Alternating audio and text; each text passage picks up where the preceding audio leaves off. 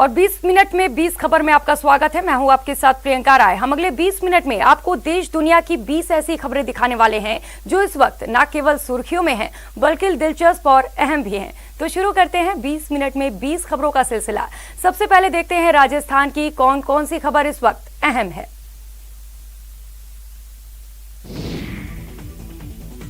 चूरू में रिश्तों को शर्मसार कर देने वाला ऐसा संगीन मामला सामने आया है, जहां दहेज की मांग पूरी नहीं होने पर अय्याश और शराबी पति ने अपनी पति को ही दोस्तों के हवाले कर दिया। पुलिस के मुताबिक इस मामले में पीड़िता ने केस दर्ज कराया है, जिसमें उसने पति पर मानसिक और शारीरिक प्रताड़ना के भी आरोप लगाए हैं। पीड़िता का कहना है कि जब पति की दहेज की मांग पूरी नहीं हुई तो वे उसे घुमाने के बहाने शिमला ले गया और जबरन शराब पिलाकर नशे की हालत में उसे अपने दोस्त के हवाले कर दिया। आरोपी पति के दोस्त ने महिला के साथ दुष्कर्म किया। इतना ही नहीं, पति ने इस दौरान वीडियो भी बना लिया। इसके आधार पर हैवान पति ने उसको ब्लैकमेल किया और कई दोस्तों के साथ संबंध बनाने को मजबूर किया।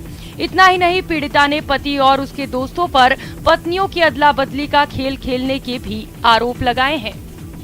अपने ससुराल से अपने पति व पति के दोस्त के खिलाफ दहेज प्रताड़ना और बलात्कार करने के संबंध में रिपोर्ट पेश की थी, जो इलाका थाना लाडनू का होने के कारण 0 नंबर एफआईआर दर्ज कर अग्रिम अनुसंधान हेतु मूल एफआईआर लाडनू जिला नागौर भिजवाई गई। सत्ता की सनक जब सिर पर सवार होती है फिर ऐसी ही तस्वीरें सामने आती हैं। जी हां, कोटा देहात में रिवॉल्वर से महिला को धमकाने और मारपीट की कोशिश करने का सनसनीखेज मामला सामने आया है। ये घटना एक फार्म हाउस की बताई जा रही है, जहां एक नेताजी हाथ में रिवॉल्वर लिए लोगों को धमकाते नजर आ रहे हैं, साथ ही गंदी गंदी गालियां भी बक रहे हैं। इस मामले का वीडियो वायरल होने के बाद पुलिस महकमा हरकत में आया है। पुलिस ने मामला दर्ज कर लिया और मामले की जांच पड़ताल शुरू कर दी। डीएसपी विजय शंकर शर्मा ने बताया कि मामले के संज्ञान में आने के बाद मामला दर्ज करने के निर्देश दिए गए हैं। हालांकि ये वीडियो कब और कहां का है, इसकी अब तक पुष्टि नहीं हो पाई है। आशंका जाहिर की जा रही है कि ये मामला बुढ़ादित थाना इलाके के एक फार्म हाउस का है। वायरल वीडियो में पूर्व सरपंच नजर आ रहा है, जो रिवॉल्वर से महिला को धमकाता दिख रहा है।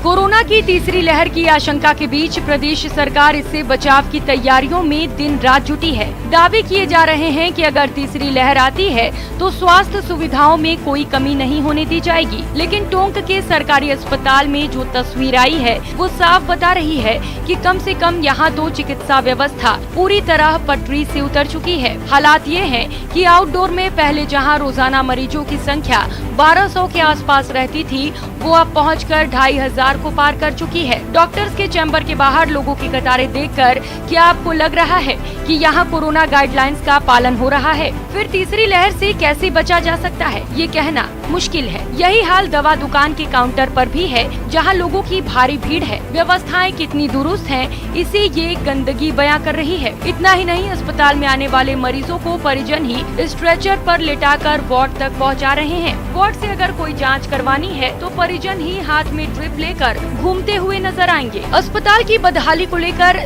जब पीएमओ से सवाल किया गया तो वे बगले झांकते नजर आए। कहने को तो ये पोषाहार के पैकेट हैं, लेकिन इसका इस्तेमाल करना खतरे से खेलना है। बीमारियों को दावत देना है, लेकिन जिम्मेदारों को इससे कोई मतलब नहीं। तभी तो वो मासूमों की जान से खिलवाड़ कर रहे हैं। दरअसल कोरोना की वजह से कक्षा 1 से 8 तक के स्कूल बंद हैं। ऐसे में शिक्षा विभाग की ओर से बच्चों को कॉम्बो पोषाहार पैकेट बांटे जा रहे हैं। इस पैकेट में हल्दी, धनिया पाउडर, नमक, सोयाबीन तेल, चना दाल, मूंग की दाल और जीरा समेत कई खाद्य सामग्री के छोटे छोटे पैकेट होते हैं। स्कूल बंद होने के कारण पोषाहार के किट छात्रों के घर तक पहुंचाए जा रहे हैं, लेकिन राजसमंद के लालपुरा में फफूंद लगी खाद्य सामग्री बांटी जा रही है। साफ दिख रहा है कि पैकेट खुले हैं और पूरी तरह से खराब हो चुके हैं। ऐसे पैकेट मिलने के बाद गांव वाले भड़क गए और कार्रवाई की मांग की। वहीं स्कूल के प्रिंसिपल का कहना है कि कॉम्बो पैकेट खोलने का अधिकार स्कूल को नहीं है। ये जैसे उन्हें मिलते हैं वैसे ही बांट दिए जाते हैं। आजादी के 75वें साल पर देश भर में अमृत महोत्सव का आयोजन चल रहा है। झुंझुनू में भी अमृत महोत्सव के तहत जिला ग्रामीण रोड पर सेमिनार का आयोजन किया गया। सेमिनार में चूरू सांसद नरेंद्र कुमार और कलेक्टर यूडी खान के अलावा जिला प्रमुख हर्षिनी कुलहरी और जिला परिषद के सीईओ जवाहर चौधरी भी शामिल हुए। सेमिनार में ग्रामीण इलाकों में सड़कों के निर्माण के साथ ही सड़कों की देखरेख और मरम्मत पर विस्तार से चर्चा की गई। इस मौके पर कलेक्टर ने सड़क विभाग के अधिकारियों को निर्देश दिए कि मानसून के दौरान होने वाली टूट फूट को ठीक करने की रणनीति बनाएं और उसी के अनुसार काम करें ताकि लोगों को परेशानियों से बचाया जा सके। कार्यक्रम में सांसद नरेंद्र खीचड़ ने कहा कि इंजीनियर्स को बिना किसी भेदभाव के काम करना चाहिए ताकि जिले का सर्वांगीण विकास हो सके। उन्होंने जिले में प्रस्तावित बाईपास सड़कों के निर्माण में तेजी के भी निर्देश दिए। आज़ादी का अमृत महोत्सव है, केंद्र सरकार द्वारा आदरणीय मोदी जी द्वारा मनाया जा रहा है। जो सड़क ऐसी साहब है इनके डिपार्टमेंट के द्वारा आज ये रखा गया है। इसकी सड़कों के साथ अच्छे वृक्षारोपण भी किया जाए। जो प्रधानमंत्री ने ये अमृत महोत्सव के रूप में आज़ादी का जो उत्सव मनाया जा रहा है।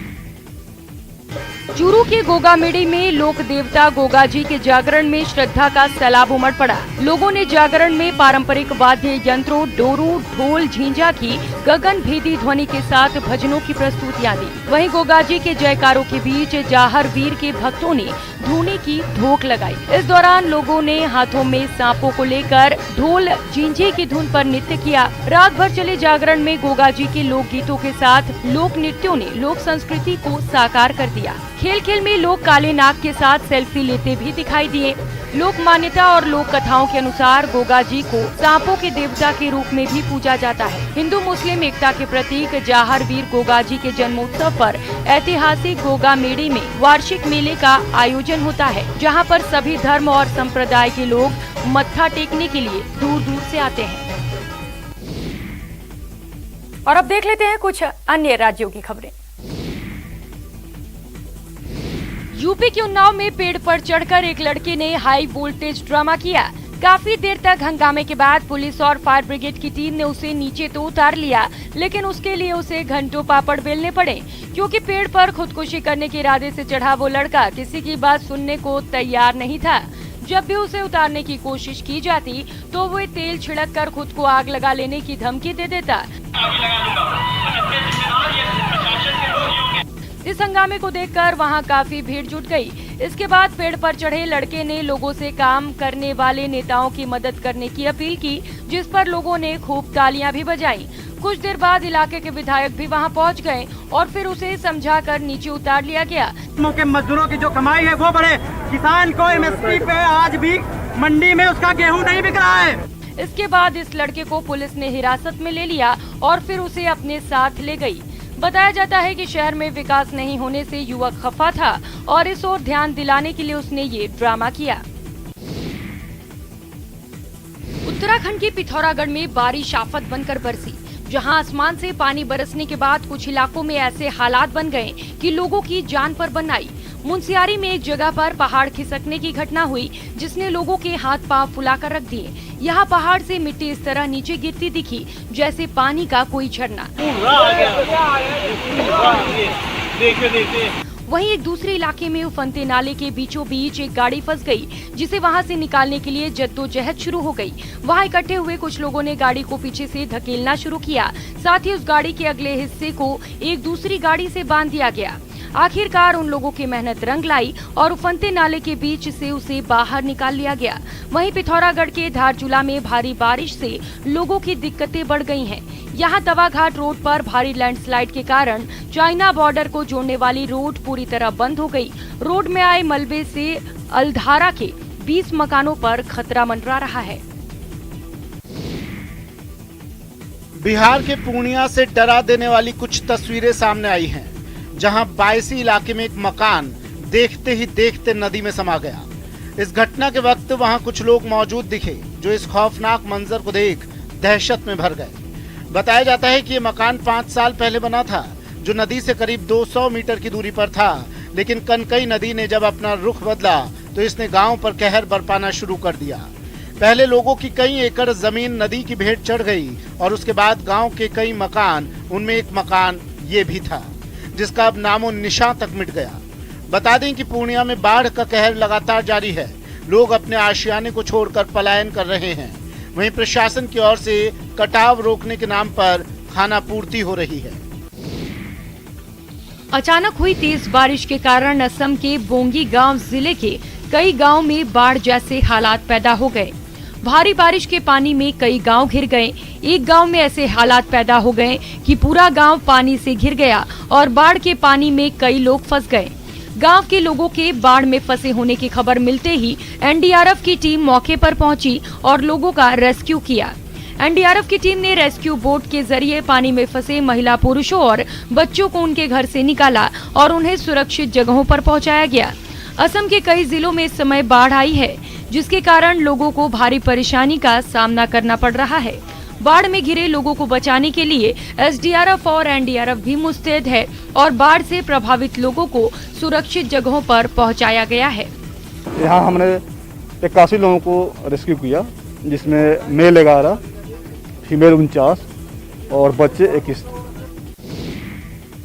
आयुष्मान गोल्ड कार्ड जम्मू कश्मीर के पुंछ के लोगों के लिए वरदान साबित हो रहा है। विशेषकर ग्रामीण इलाकों के गरीब लोगों को इस कार्ड से विशेष लाभ हो रहा है, जिसके सहारे ये लोग अच्छे अस्पतालों में बेहतर इलाज करा पा रहे हैं। जो लोग पैसे नहीं होने की वजह से अस्पतालों में जाने की हिम्मत नहीं जुटा पा रहे थे, उन लोगों को आयुष्मान गोल्ड कार्ड के जरिए बड़े आराम से इलाज मिल रहा है। जिला अस्पताल के आरोग्य मित्र ने बताया कि 2018 में योजना लॉन्च के बाद जिले में 2 लाख से ज्यादा आयुष्मान गोल्ड कार्ड बनाए जा चुके हैं। बता दें कि आर्थिक रूप से कमजोर लोगों को बीमारी के इलाज के लिए भारत सरकार ने आयुष्मान भारत योजना शुरू की थी। इस योजना के तहत गरीब और मजदूर वर्ग के लोग सरकारी या प्राइवेट हॉस्पिटल में 5 लाख रुपए तक का इलाज बिल्कुल मुफ्त करवा सकते हैं। इलाज का पूरा खर्चा सरकार उठाती है। भारत का अमृत महोत्सव के तहत जम्मू कश्मीर के कठुआ में कृषि विभाग ने एक कार्यशाला का आयोजन किया, जिसमें किसानों को बासमती के उत्पादन के लिए कीटनाशकों के सुरक्षित उपयोग के साथ साथ अच्छी कृषि पद्धतियों को अपनाने संबंधी जानकारी दी गई।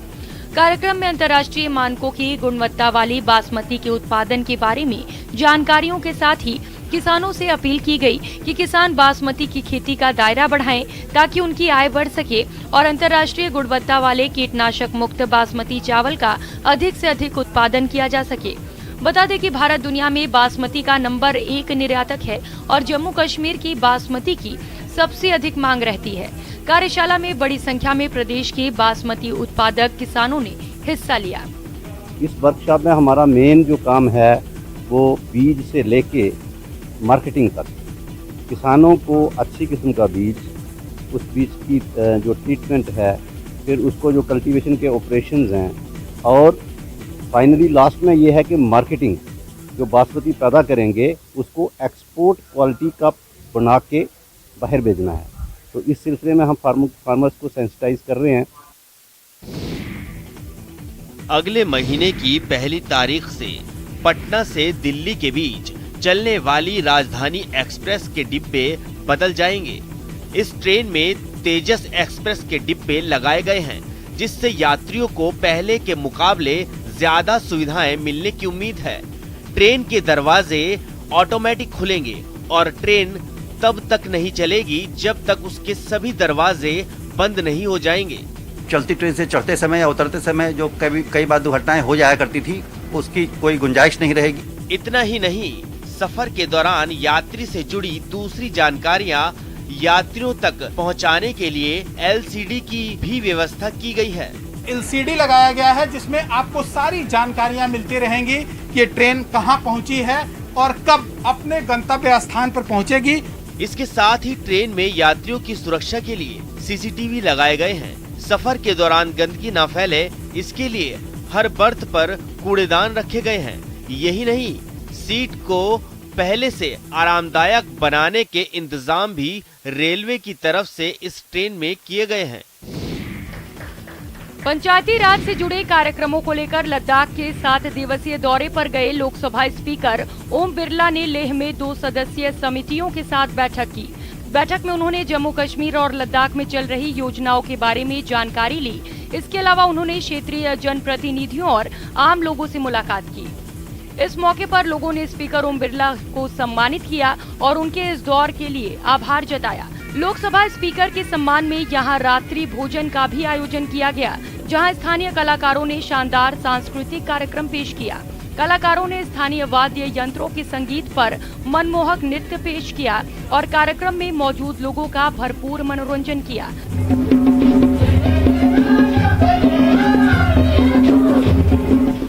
लोकसभा स्पीकर ने भी इन प्रस्तुतियों पर भरपूर आनंद उठाया और कलाकारों की सराहना की।